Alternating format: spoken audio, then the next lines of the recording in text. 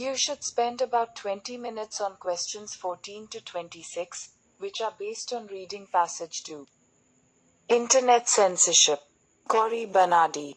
To Somo, censorship is a powerful example of the loss of personal freedom and a step towards totalitarianism.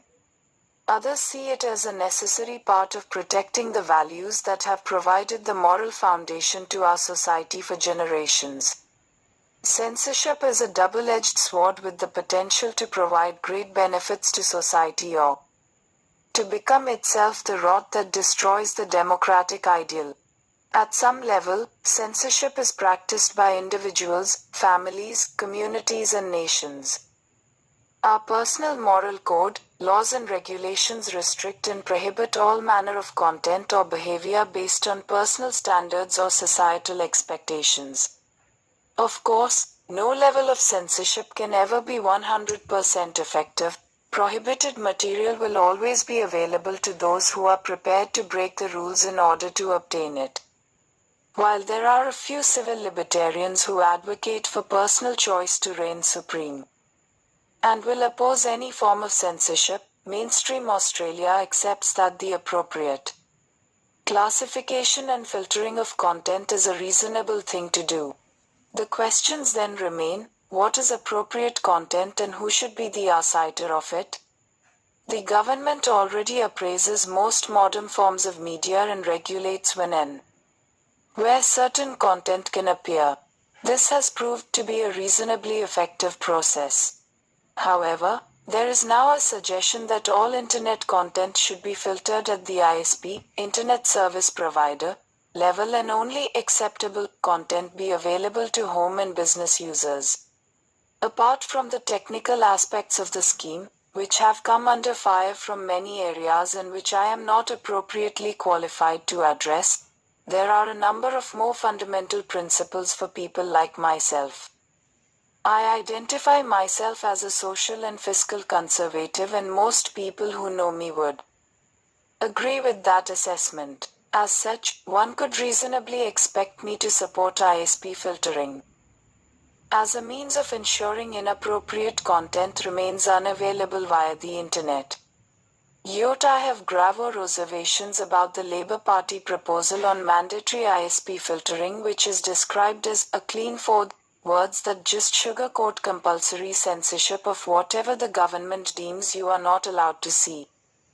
While I strongly believe that anything we can do to prevent access to illegal material is a lawful and moral obligation, there is a world of difference between illegal and inappropriate.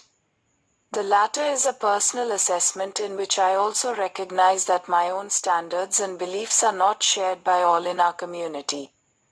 Further, the nature of the internet means that we can't really classify content for availability only at a certain time or for certain agos like we can with television, movies or some printed content.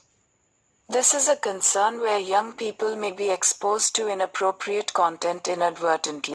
There are also broader philosophical reservations about allowing government to be the ultimate judge of what people should or should not have access to. I believe in small government, not Big Brother, where personal responsibility is subservient to the state. There are already many PC-based filters available that will prevent access to blacklisted sites and allow PC end users to tailor the filters to meet the particular requirements of their households. Critics of these filters claim that they are easily disabled, but as I wrote earlier, prohibited material will always be available to those willing to break the rules. In recent times we have seen evidence of this where pedophiles have been caught using peer-to-peer networks, bypassing mainstream networks to exchange files.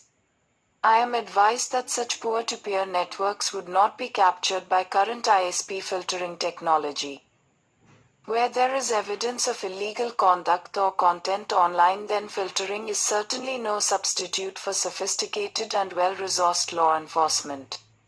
Wouldn't it make more sense to increase resources for our law enforcement agencies to strike at the heart of illegal content production and distribution rather than penalize millions of law-abiding citizens?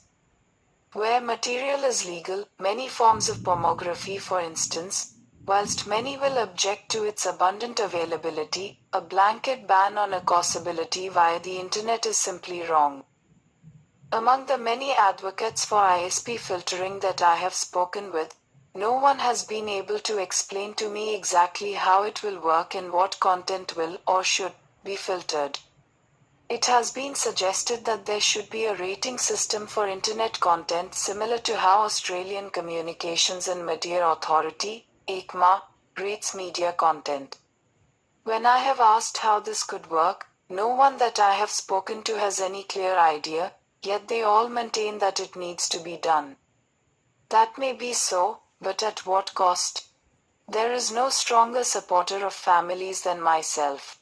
My political life is a commitment to strengthening families and changing our nation through the development of our children.